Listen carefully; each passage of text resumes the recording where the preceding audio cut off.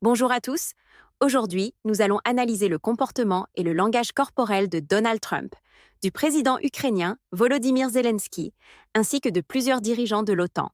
Avant de commencer, je précise qu'il ne s'agit pas d'une évaluation psychologique, mais uniquement d'observation et d'opinion personnelle.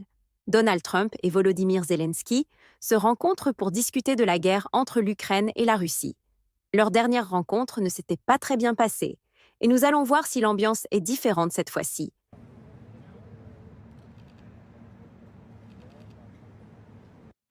Dès les premières images, on remarque que Trump n'affiche pas le même enthousiasme que lorsqu'il rencontrait Vladimir Poutine.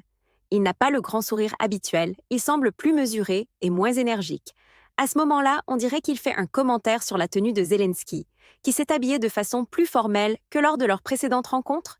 Ce type de remarque peut être perçu comme une façon de montrer son autorité. President Trump, sir, your message to the people of Ukraine as world leaders gather here today.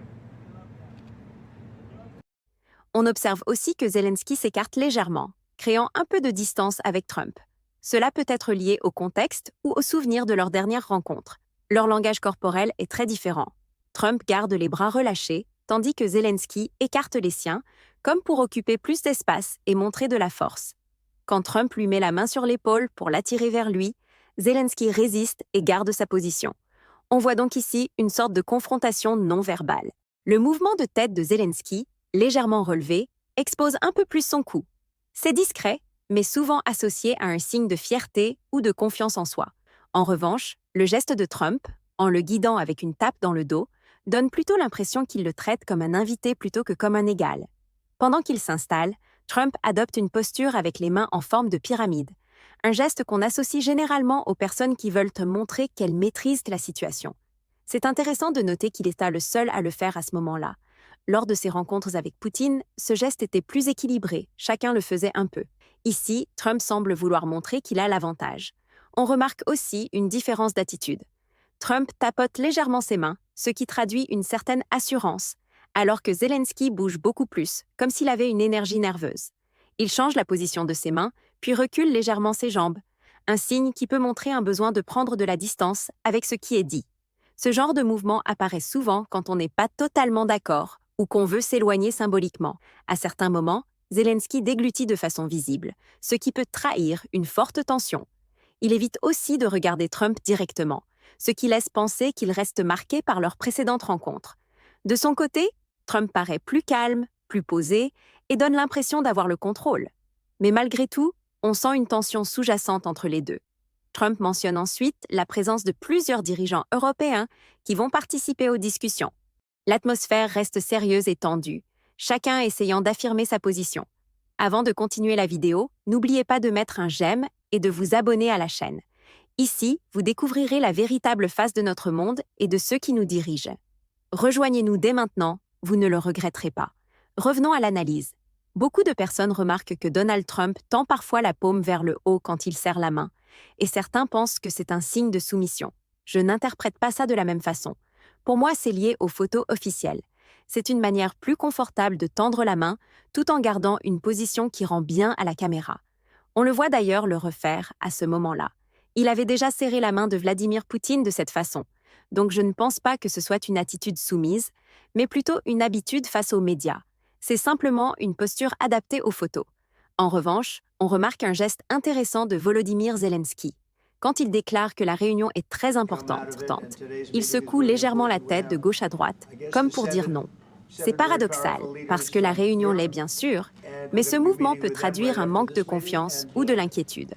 Ensuite, quand il évoque la présence d'autres dirigeants, il hoche la tête plus fortement, ce qui donne une impression d'insistance. À ce moment-là, Trump et Zelensky se penchent tous les deux en avant, ce qui donne une impression de rapprochement. Lors de leur précédente rencontre, Zelensky avait plutôt les bras croisés et le buste en arrière, ce qui montrait une distance. Ici, il cherche visiblement à afficher une forme de connexion. Zelensky, par ailleurs, utilise beaucoup ses sourcils quand il parle. C'est une manière de diriger l'attention vers son visage. Cela reflète probablement son passé de comédien et d'acteur, car il est expressif et montre ses émotions facilement. On le verra tout au long de la rencontre. Certaines de ses réactions apparaissent clairement, même si ce n'est pas volontaire. Un exemple frappant survient quand il est dit que l'Ukraine pourrait mettre fin à la guerre rapidement. Son visage réagit immédiatement. Un rictus apparaît, un léger mouvement au coin de la bouche. C'est un signe d'irritation, voire de colère. Trump, lui, garde une attitude beaucoup plus posée.